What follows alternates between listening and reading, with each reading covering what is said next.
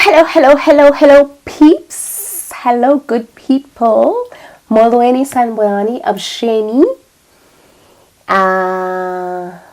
Muscat in Shona, which means good afternoon. Yes, I am recording this in the afternoon.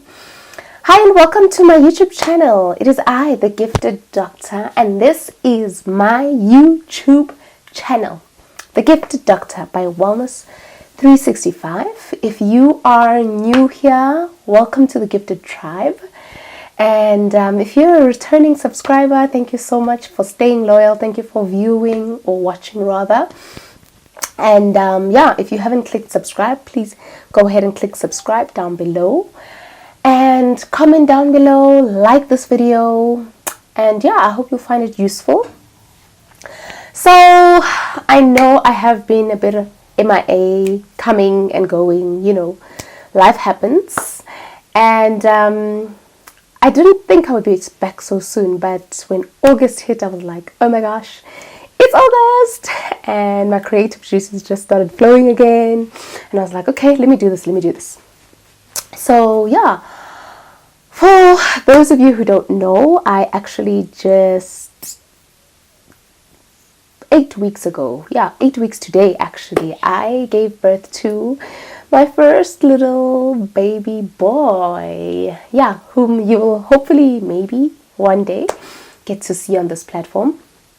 So yeah, that's been my life and it's been a bit busy. I'm surprised I'm actually finding the time to do this. But it's August and I wanted to celebrate women. I wanted to impart something to the women. So this series is called I Am Woman, and we'll be talking women's health, spiritually, physically, nutritionally, medical health wise, just a little bit of something that I can share with the ladies out there. So I do hope you'll enjoy it, and I'll be telling a little bit of my own stories along the way. So yeah, so today's video, let's kick it off, is all about me finding out that I had fibroids. And it actually wasn't at 30, it was last year, I remember, when I fell pregnant. So I did the test alone, and I surprised hubby, and then we were like excited. Okay, we went for our first scan, and boom, the gynae's like, oh, it wasn't a gynae, it was a GP. She's like, I see something there. And I'm like, well, that's good. She's like, no, well, I see a baby, but I also see something. And I was like, what? She's like, yep, he got a large fibroid. And I was like, what? And she's like, whoops, there's another one. There were two. And my heart just starts going ba-bum, ba-bum. I'm like, shucks, me? Fibroids? I don't have heavy bleeding. I've never had any symptoms ever. And she's like, yeah. And I'm like, okay, what does that mean? She's like, well, I'm going to refer you to a gynae. You need to see a gynae ASAP. And I'm thinking, oh my gosh, like, is this good or bad? I don't know what to think. Meanwhile, I'm a doctor, but I'm panicking, like, shucks, okay. And also, I mean, I know what fibroids are, but since I've been in one specialty, pediatrics, I haven't really had much like exposure, and you know, that knowledge about gynecological stuff is kind of far back, you know. So anyway, fine, we find a gynae. My husband found a gynae for us in Westville, Durban. So we went to the gynae, and I'm like, yo, the first thing I'm going to ask him is about these fibroids, and I'm panicking. So when announcing the pregnancy to like family and friends, like the first thing I tell them is like, yeah, I've also been diagnosed with fibroids, because I'm thinking, shucks, probably this is going to affect the pregnancy, you know, like probably the baby will be squashed or something. Like the baby might not be able to grow properly. Like I'm like, my head is just racing, you know, and I'm like, oh my god, what if I can't carry this baby to 9 months? Like, yo, guys, I was just panicking. And my husband is just like, you're starting, just relax, you know, like we trust the higher God here. Ish. Me, I'm like, bruh, hi, I trust God in everything, but hey, my science right now, you know. So anyway, fine, I decided to come down. We went to my gynae. My gynae did my first ultrasound, And yeah, indeed, there was a little baby growing in there. At that time, I didn't know it was a boy because we wanted to keep it a secret. And I'm like, where's the fibroid? The gynae said I have a fibroid. And he looks, he's like, oh, there it is.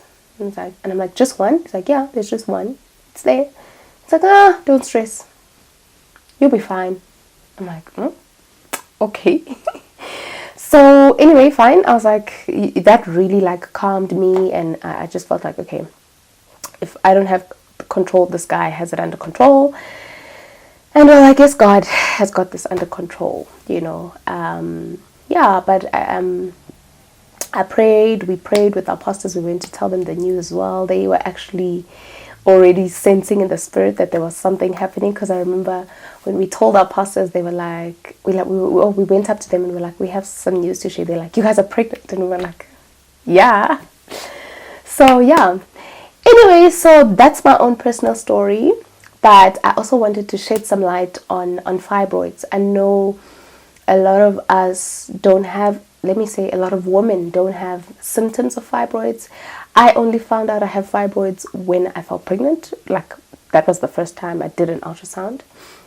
And I know as women, we neglect ourselves. I know medical doctors especially, we neglect ourselves, you know. We don't do our checkups. My pregnancy wasn't planned, but if you are planning your pregnancy, I would say please go and do your screening test, get a pap smear, you know, get your health in check. So yeah, I just wanted to shed some light on fibroids, what they are, what to expect. Yeah, so basically fibroids are non-cancerous or benign tumors that grow in the uterus, right? And we call them medically as well leiomyomas, right? And it's very rare for them to become cancerous, although very rarely you can have a cancerous outgrowth of a fibroid. And they're actually quite common in the childbearing ages. So from about 30 until 50, they're very common, and then they start to be less common as women go into their menopausal ages, because that's when, if you have them, they actually shrink. So they are composed of the muscle of the uterus. Excuse me, I'm going to look down. I've made notes for this video, okay? That's like how serious I am for you guys. So yeah, around 20 to 80% of women actually have them. And what's important to know is that you can have one or you can have like multiple of them, right?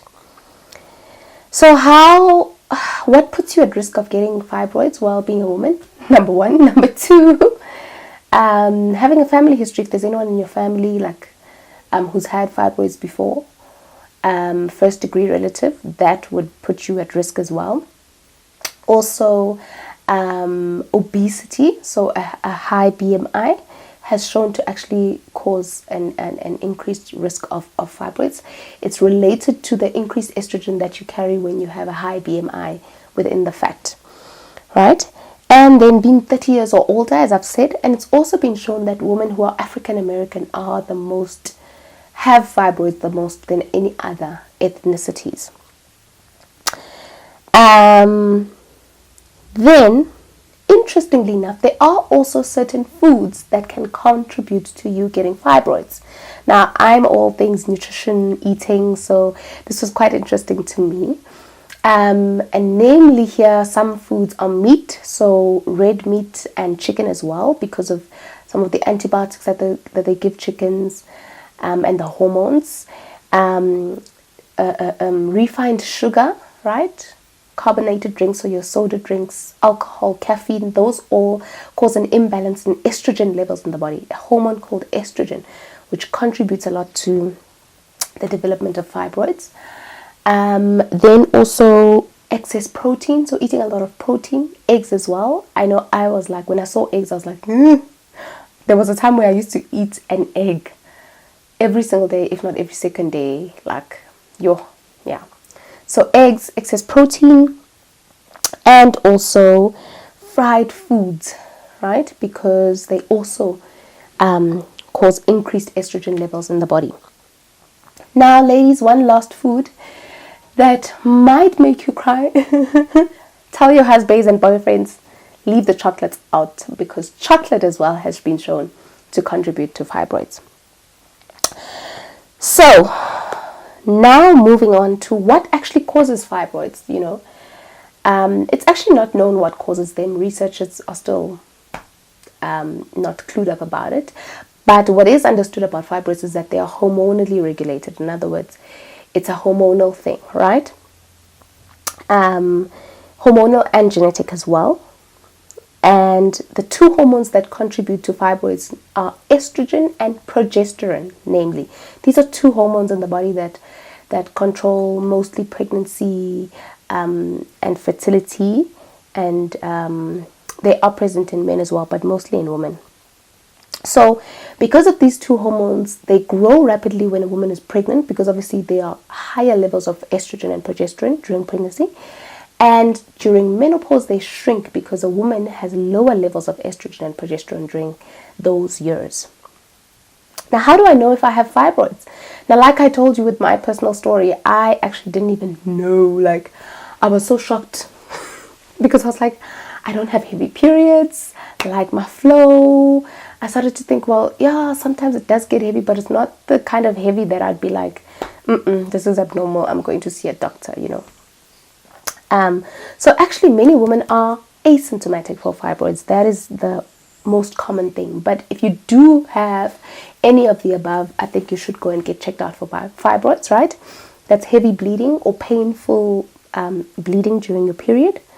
Feeling fullness in the pelvic area or the lower abdomen, any lower back pain as well. Then also, if they are large, they can actually press down on the bladder, causing frequent urination, right?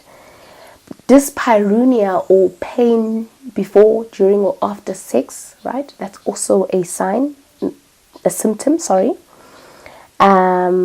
And then obviously, if you are bleeding heavily, you may also get what is called anemia, right? Where you lose a lot of blood and therefore losing a lot of red blood cells. So therefore, you may feel like very tired during your period, and lack iron, and also crave things like sand or chalk, very weird things. Okay, so those are some of the symptoms. Then what are the implications for pregnancy? Well, when I was pregnant, I was like, shucks, very worried, It is shown that there is a higher risk of cesarean section, so having to have a Caesar versus a normal vaginal delivery, 6 times more risk of having a cesarean section. You may have a preterm delivery. The baby may also be breached, so have difficulty turning around because of the way where the fibroid may be structured in the uterus. And then also, labor may fail to progress. So obviously that again will lead to you having a Caesar. But importantly, like I said, my gynae was like so chilled. So it's important to know that most pregnancies, they go forth quite normally without complications, even if you have fibroids, whether they came before or during the pregnancy. Okay. So I think we've covered it. And also, like I said, there can be one or multiple. They can be in various parts of the uterus. So they can be inside the uterus or in the wall of the uterus or outside, right? The uterus. And obviously, depending on the size, how many, the structure, whereabout, that all will determine the outcome of your pregnancy, the outcome of your symptoms. So how do we now treat fibroids once you've been diagnosed? If you are symptomatic enough, if they are large enough for treatment, very well, you require treatment, but most often people actually don't require treatment. If you are symptomatic, treatment options include treating the symptoms. So like I said, you can have anemia from the heavy bleeding. Things like the birth control pill will help with reduction. Then also things like the Mirena or the Depo-Provera injection. Those can also be used to control the heavy bleeding while also doing birth control. Number 2 is actually surgical treatment, right? So this would include, number 1, removing the fibroids, which is called the myomectomy. So you remove the fibroids in a way that keeps the muscle of the uterus intact so that you can still have children, right? Or alternatively, if you're an older woman, you're going towards menopause, you don't want to have children anymore, we can do a hysterectomy, which is a total removal of the uterus. And then lastly, there's also endometrial ablation, which is basically burning the lining of the uterus, right?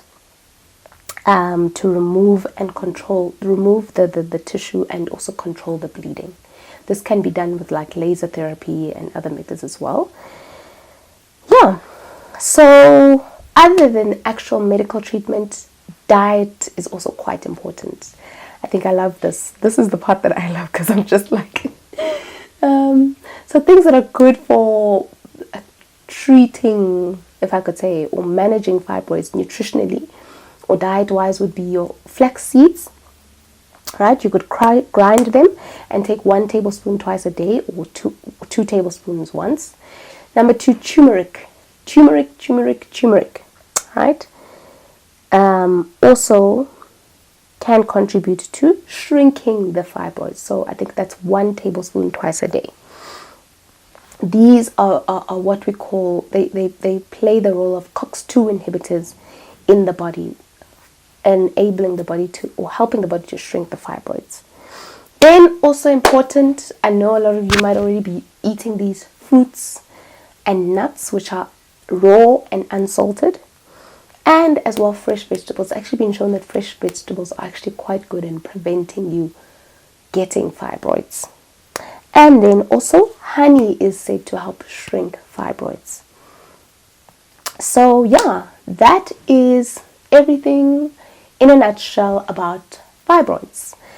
And if you have any other questions, please feel free to comment down below with your question. If you have had fibroids and maybe had a complication, please share your story down below, or yeah, anything that you would like to say or ask pertaining to today's video, please comment down below, and yeah, I'll be sure to respond. But I hope you guys have found this informative, and I hope it's just maybe awakened you guys to go and get your health checked out as women.